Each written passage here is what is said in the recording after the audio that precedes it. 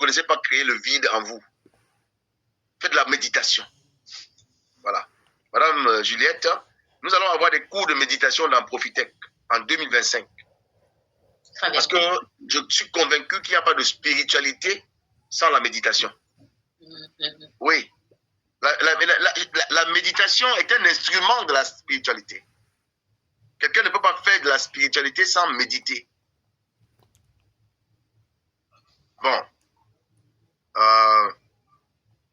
J'ai déjà écrit un texte il y a de cela quelques années où je disais que je veux méditer pour voir le divin m'édicter.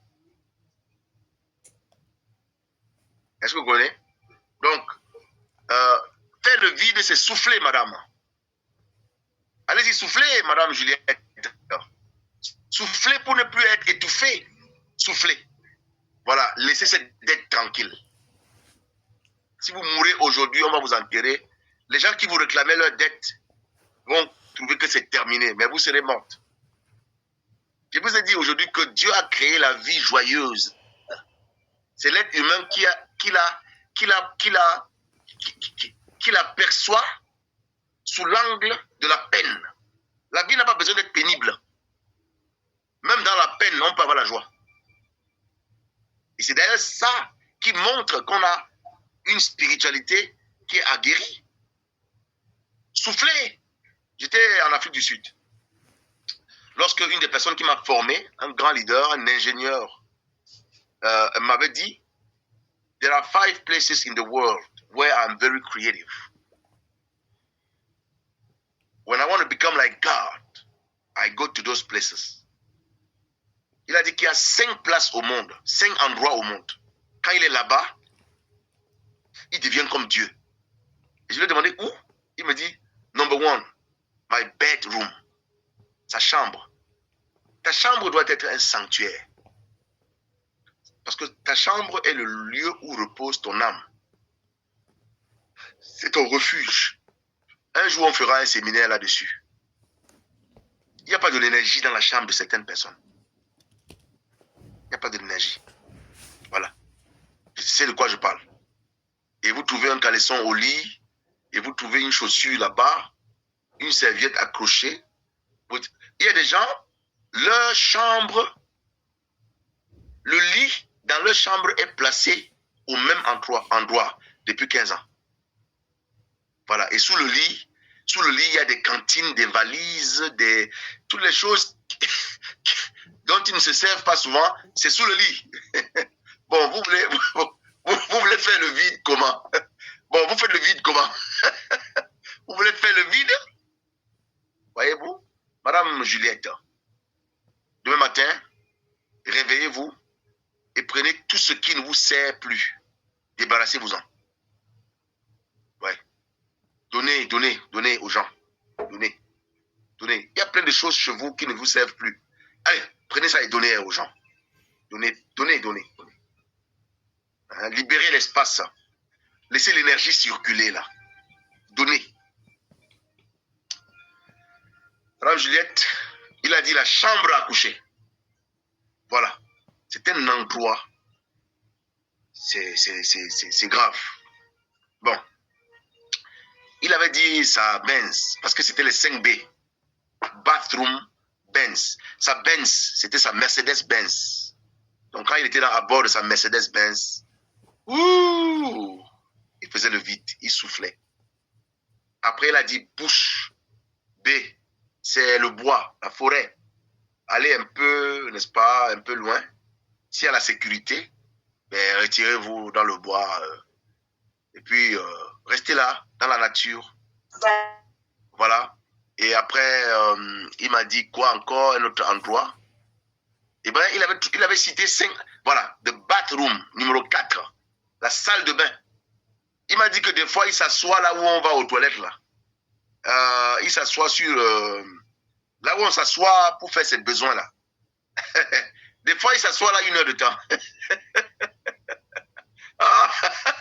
Il dit souvent, il entre dans la salle de bain. Hein? Il dit, voilà pourquoi chez lui, il a une salle de bain pour lui seul. Pour ne pas perturber les autres. Parce qu'il peut rester dans sa salle de bain 1 heure de temps. Ouais. pas, il s'assoit au bidet.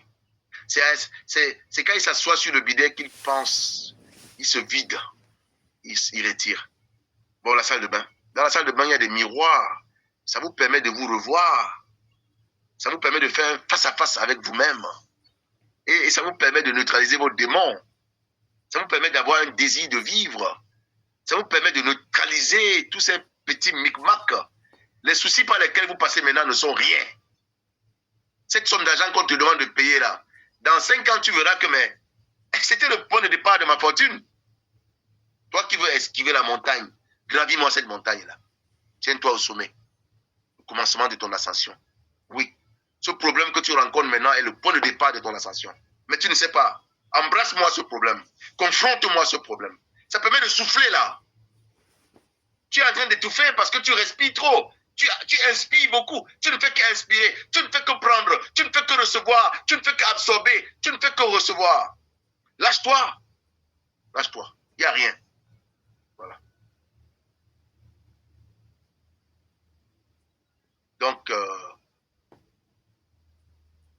madame, c'est comme ça qu'on fait le vide. Merci beaucoup, mon entraîneur.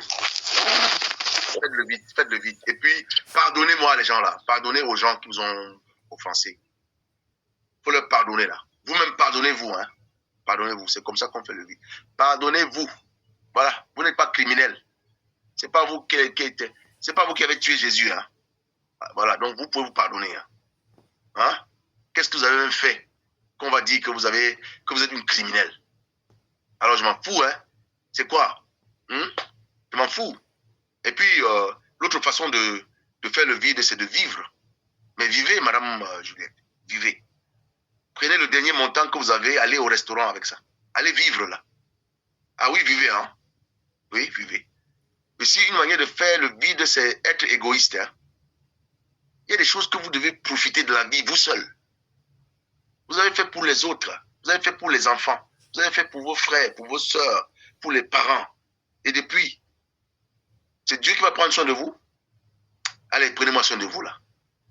Voilà. Il y a des voyages qu'on fait seul. Oui. Il y a des restos où on va seul. Écoutez plus les gens qui vous disent qu'il faut être forcément avec sa compagne, forcément avec sa chérie, avec son chéri, là. Vous êtes venu au monde seul. Vous allez partir seul. Et qui ça? Alors que ton conjoint vient de mourir à ta place le jour-là. Je vais voir. Je me rappelle d'une cousine qui voulait entrer dans le tombeau. Elle disait qu'on va l'enterrer. Dès qu'il y a un jeune qui a dit, bon, laissez-la. Elle veut mourir, allez. Il a commencé à envoyer la terre. Elle a crié pour sortir de là rapidement. Voilà. Donc, il faut se remettre à vivre. Vous ne vivez pas. Quelqu'un a bien dit que l'être humain a un problème. Il est retenu dans le passé. Et il ne vit pas le présent. Il est déjà inquiet de l'avenir. Voilà la tragédie du 21e siècle. Vous n'avez pas fini le passé et vous ne vivez pas le présent, vous êtes déjà inquiet de l'avenir. Bon, vous allez vivre quand? Madame Juliette, soufflez. Prenez une pause. Arrêtez tout. Dites, je m'en fous. Voilà, pour être efficace, je dois aller à l'aiguisement. Oui. Allez vous faire aiguiser. Et vous allez être plus efficace. Ça sert à quoi depuis de tourner en rond sans efficacité? Éteignez tout. Marquez une pause. Votre cerveau en a besoin. Voilà. Alors, je réponds maintenant à monsieur Hubert Gamouilly de Brazzaville.